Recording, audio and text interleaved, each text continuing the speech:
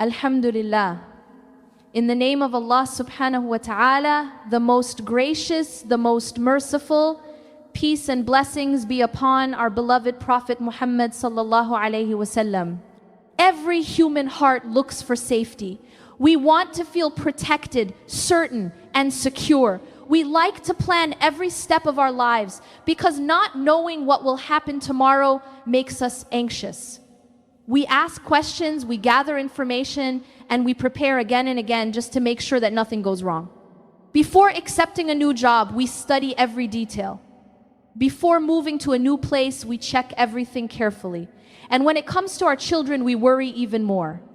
We search for the perfect school, the best friends, the safest environment. We believe that if we plan well enough, we can protect them from every danger. But the truth is, this world was never created to give us guarantees. Allah subhanahu wa ta'ala did not promise us control. He promised us trust, tawakkul. Life is not built on certainty. It is built on faith. When we forget that, fear begins to rule our hearts. When we remember it, peace returns. You can make the best plan and still see it collapse. You can have no plan at all and suddenly watch everything fall into place. This is how Allah subhanahu wa ta'ala teaches us that we are not in control. We plan, we try, we move, but He decides the result. Every step we take is not really our power. It is an act of reliance upon Him. Peace begins the moment we accept this truth. We are not the owners of tomorrow. We are the servants of the one who owns every tomorrow. The heart that understands this finally finds rest, because the one who controls everything, the one who never sleeps, never forgets, never fails, is Allah subhanahu wa ta'ala. Sometimes the plan of Allah subhanahu wa ta'ala feels strange. It may not make sense to us at first. Things happen that seem unfair or frightening, and we start to wonder, why now, why me? But Allah subhanahu wa ta'ala sees what we cannot see. His wisdom is far beyond our limited understanding. Think about the story of the mother of Prophet Musa alayhi salam. Imagine her fear when she was told to place her baby in a basket and release it into the river. For any mother, that command sounds impossible. How can a flowing river protect a newborn child? Her heart must have been breaking, yet she obeyed. She trusted that Allah subhanahu wa ta'ala would never abandon her or her son. That moment of surrender became the start of a miracle. The same river that could have drowned the child carried him safely to the palace of Fir'aun, the most powerful man on earth at that time. And through that very house, Allah subhanahu wa ta'ala raised Musa alayhi salam, the one who would later destroy Fir'aun's tyranny and free an entire nation. Subhanallah, what looked like loss was actually protection. What looked like danger was the beginning of victory. This is the pattern of Allah subhanahu wa ta'ala. He hides mercy inside moments of fear and strength inside times of weakness. His plans may surprise us, but they never fail us. Maybe right now, you are holding on to something that hurts, a dream that broke, a prayer that feels unanswered, a path that suddenly changed. You might think your life is falling apart.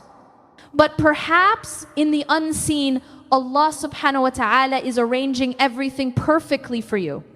The one who trusts in Allah subhanahu wa ta'ala never loses. Even when everything looks uncertain, His plan remains perfect. So hold on to your faith. Breathe deeply and say, my Lord knows what I do not, and His plan will always be better than mine. Every parent carries a quiet fear inside the heart. Will my children stay on the right path? We try so hard. We guide, we teach, we protect, and we pray. Yet deep down we know the truth.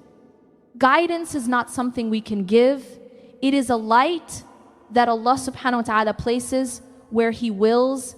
You can build the best home and give the best advice, but if Allah subhanahu wa ta'ala does not open the heart, words will not enter.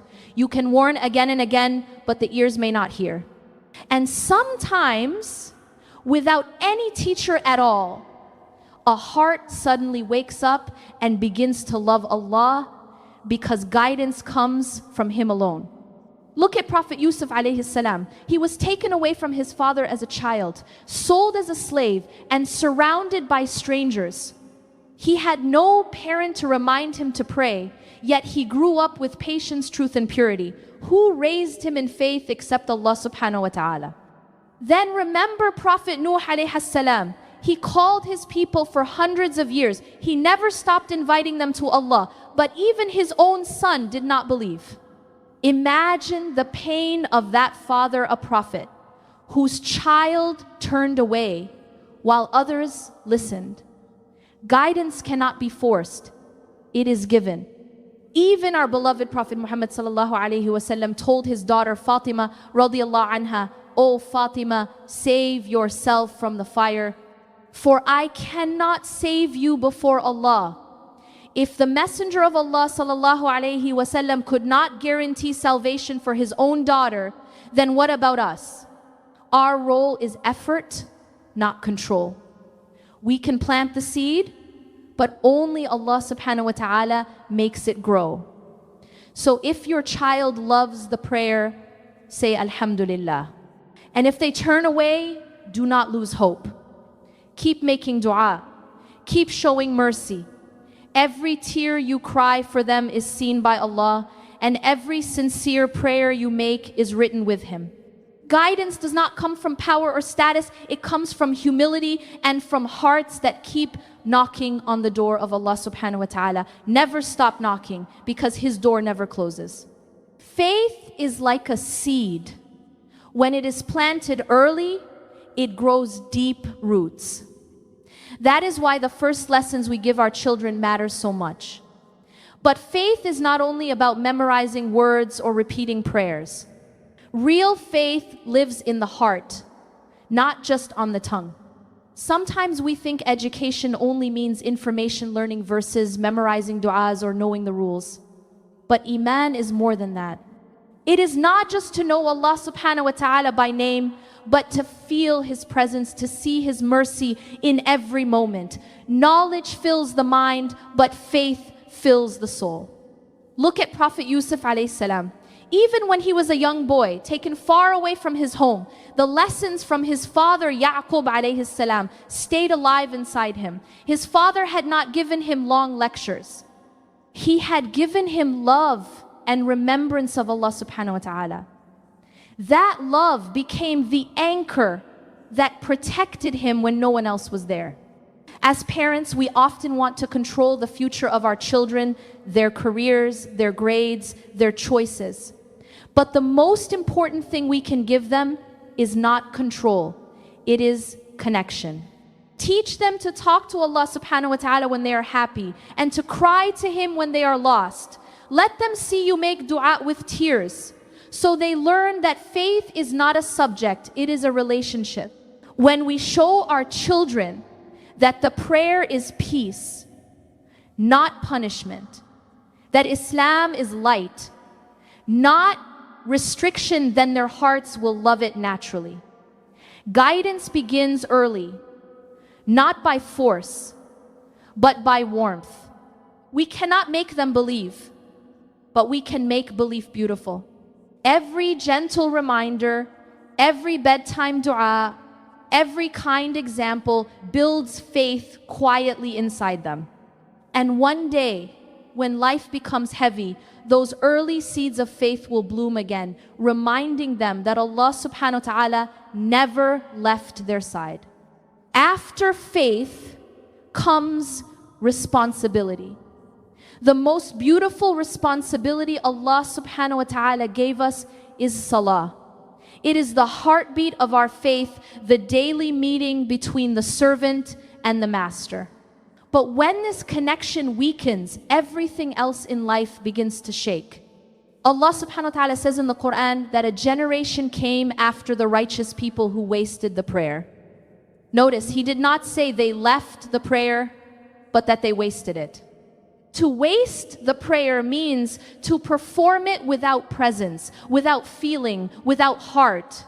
The body moves, but the soul is absent. When we rush through salah just to finish it, we lose the meaning behind it. When our tongues say Allahu Akbar, but our minds wander to work, money, or people, we lose the connection that was meant to give peace. Prayer is not meant to be a burden. It is meant to be a refuge, a place where the tired heart finds rest.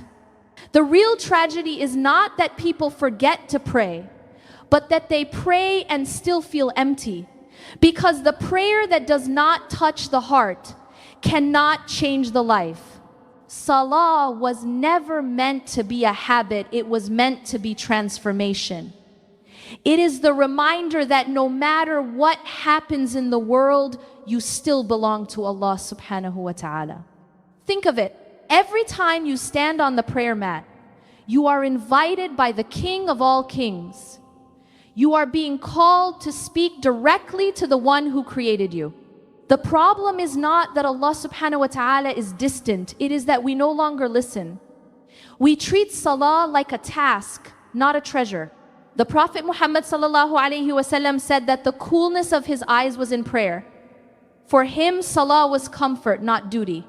If we can rebuild that feeling, our lives will change. When prayer becomes alive again, faith will return to our hearts, peace will return to our homes, and light will return to our faces. So ask yourself gently, have I prayed or have I just moved? Did I speak to Allah subhanahu wa ta'ala or did I speak to the air?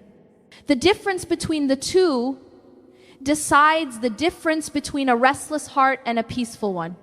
When people lose their prayer, they soon lose their direction. The heart that no longer kneels before Allah subhanahu wa ta'ala begins to kneel before desires. That is how confusion enters a generation. Today we are surrounded by messages that tell us to follow our feelings, our wants, our impulses. Do what makes you happy, they say. Obey your heart. But the same heart, if it forgets its creator, becomes blind. Desires can look beautiful and still lead to destruction. Allah subhanahu wa ta'ala warns us in the Quran that those who waste the prayer begin to follow their desires. It is not an accident, it is a pattern. When remembrance fades, desire takes the throne. We start to live for what feels good, not for what is right. Look around. We live in a world where everything is about comfort, pleasure, and speed. We are told to chase luxury, success, and fame. Yet depression rises, anxiety spreads, and hearts feel empty. Why? Because desires can never fill the space that was made for faith. When people follow every wish without guidance, they lose their purpose. The soul becomes tired from running after things that never satisfy. That is why Allah subhanahu wa ta'ala calls us to discipline, not to punish us, but to protect us. Real freedom is not the ability to do everything you want. It is the strength to say no when your desire leads you away from Him. Our Prophet Muhammad sallallahu alaihi wasallam said, "The strong person is not the one who defeats others, but the one who controls himself when angry." The real strength is self-control, not indulgence. When we stop worshipping our desires, we begin to worship Allah subhanahu wa ta'ala sincerely. My dear sisters and brothers, the modern world will keep telling you that truth is personal, that everyone can make their own rules. But remember, the heart without guidance will always wander. The only compass that never fails is the remembrance of Allah subhanahu wa ta'ala. So before you follow your heart, ask yourself, is my heart following Him? Even when faith weakens, the door of Allah subhanahu wa ta'ala never closes. People may give up on us, but He never does. His mercy is wider than our mistakes, and His forgiveness is greater than our sins. No matter how far a person goes, the path back to him is only one sincere astaghfirullah. Allah subhanahu wa ta'ala says in the Quran, except those who repent, believe, and do good deeds, they will enter paradise. What a promise. He did not say those who were perfect, but those who repented. Perfection is not what he asks for. It is effort and return. Sometimes we feel too ashamed to turn back. We think, I've gone too far. I've done too much. But that thought itself is a whisper from shaitan. Shaitan wants us to drown in regret. Allah subhanahu wa ta'ala wants us to rise through it. The same heart that sinned yesterday can become the heart that Allah loves tomorrow if it turns back sincerely. Repentance is not just words.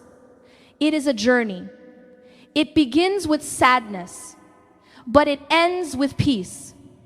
When you cry before Allah subhanahu wa ta'ala, your tears are not wasted. Each tear washes away something dark inside the soul. Every sincere prayer that says, Ya Allah, forgive me, becomes a bridge between who you were and who you can become. Remember Prophet Yunus alayhi salam, when he called out from the belly of the whale, saying, there is no God but you. Glory be to you, I was among the wrongdoers. Allah subhanahu wa ta'ala heard him even from the depths of the ocean. If he can hear a prophet in the darkness of the sea, he can surely hear you in the darkness of your pain. The door of repentance is not just open, it is calling you by name. You do not have to be perfect to return. You just have to be honest. Take one step toward Allah subhanahu wa ta'ala and He will come running toward you. That is His promise. So, if your heart feels heavy tonight, lift it. Say astaghfirullah with meaning. Your Lord is waiting not to punish you, but to welcome you home. When faith weakens in homes, everything else begins to crumble. The noise of the world becomes louder than the voice of truth. Families drift apart, children feel lost, and parents feel helpless. But the mercy of Allah subhanahu wa ta'ala is that renewal is always possible. No matter how broken a family feels, light can return when hearts turn back to Him. Rebuilding a home of faith does not start with long lectures or strict rules. It begins with love and example. When children see their mother praying with peace, or their father reading Quran with humility, they learn without words. Guidance cannot be forced into a heart. It must be shown through mercy. Talk to your children. Listen to their questions. Do not be afraid of their doubts. Help them, face them through the light of Quran. Let them see that Islam is not about fear, but about meaning and balance. When they fall, lift them with dua, not anger. When they make mistakes, remind them that Allah subhanahu wa ta'ala is always near. Bring salah back to the center of your home. Let the family gather, even if only once a day, to stand side by side before their Creator. Make that moment gentle and beautiful, a time of connection, not pressure. The home that breathes with prayer will never truly lose its direction. And rebuild your own heart too. Parents often forget themselves while trying to save their children. Remember, you can only guide from a place